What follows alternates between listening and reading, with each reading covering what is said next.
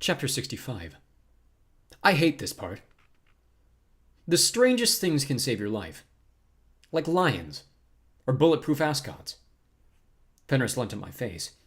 I cleverly escaped by falling on my butt. A blurred shape launched itself at the wolf and knocked him aside.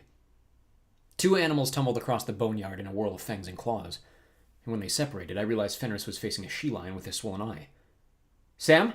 I yelped. "Get the rope." She kept her gaze on her enemy. "I need to have a talk with my brother." The fact that she could speak in lion form freaked me out even more than the fact that she had a lion form. Her lips moved in a very human way. Her eyes were the same color. Her voice was still Sam's voice. Fenris's fur stood up on the back of his neck. "So, you accept your birthright as you are about to die, little sister." "I accept who I am," Sam said. "But not the way you mean. I'm Samira Alabas. Samira of the Lion." She leapt at the wolf. They clawed, bit, kicked, and howled. I'd heard the term fur flying, but I'd never realized what a horrific thing it could be. The two beasts literally tried to tear each other apart. And one of those beasts was a friend of mine. My first instinct was to charge into battle. Work. Freya had told me that killing was the least of the sword's powers. The sons of Freya have never been fighters, the wolf had said. So what was I? Blitzen rolled over, groaning. Hearthstone frantically checked the dwarf's neck. The ascot glittered. Somehow it had turned from yellow silk to woven metal, saving Blitzen's throat in the process. It was honest to frig bulletproof neckwear. I couldn't help grinning. Blitz was alive. He'd played to his strength. He wasn't a fighter. Neither was I. But there were other ways to win a battle. I snatched at the ball of string. It felt like woven snow, impossibly soft and cold. In my other hand, the sword became still. "What are we doing?" Jack asked. "Figuring stuff out." "Oh, cool." The blade quivered as if stretching for a nap. "How's that going?" I stabbed the end blade into the ground. Jack did not try to fly away. "Sir made you," I said. "But he doesn't understand your power. I do now. We're a team." I let strings noose around Jack's hilt tight. The battle seemed to fade around me. I stopped thinking about how to fight the wolf. He couldn't be killed. At least not now. Not by me. Instead, I focused on the warmth I felt whenever I healed someone. The power of growth and life. The power of Frey.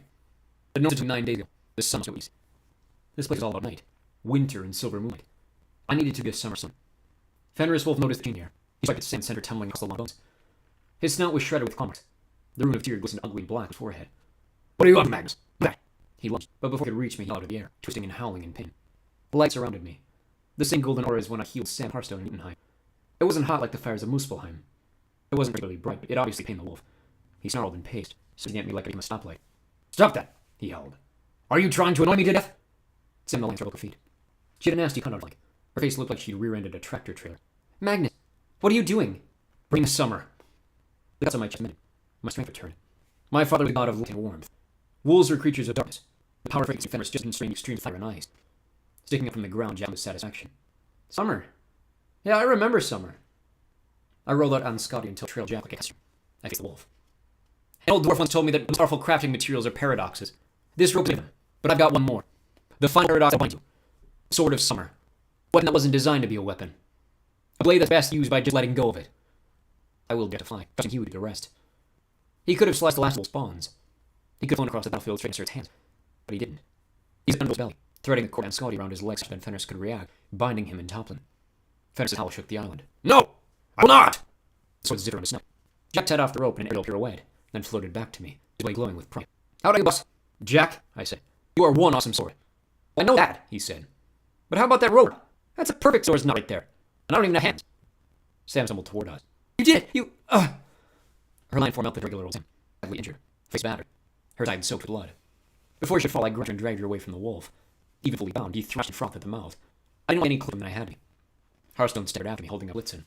The four of us fell together on a bed of heather. "Alive," I said. "I was expecting that." A moment of triumph lasted out. Well, one moment. Then the sound of battle became louder and clearer around us, as if a curtain had been ripped away. Hearthstone's shielding magic may have given us extra protection against the wolf, but it had also sealed us off from the fight with the fire giants. My and your friends weren't doing well. "Valkyrie!" TJ. "Hurry!" He stomped the ridge, being a fire giant and trying to reach him. All the time while we were dealing with the wolf, the Valkyrie captain had been holding her. Now she's on the ground. Her spear held weakly above her as Zert raised his scimitar. Her melee dagger round weapon was too far away and too bloody to help. X was days away from me the power.